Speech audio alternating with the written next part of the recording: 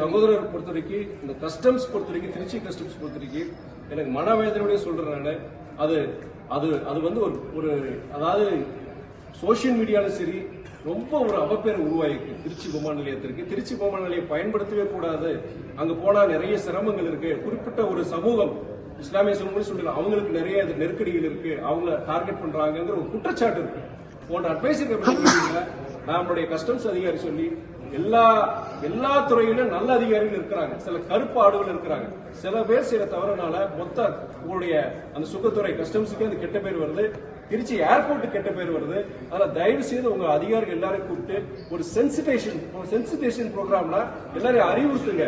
இதனால என்னென்ன பாதிப்புகள் உருவாக்கும், நம்ம திருச்சி விமான நிலையத்துக்கு உள்ள அவப்பேர் உருவாகுது.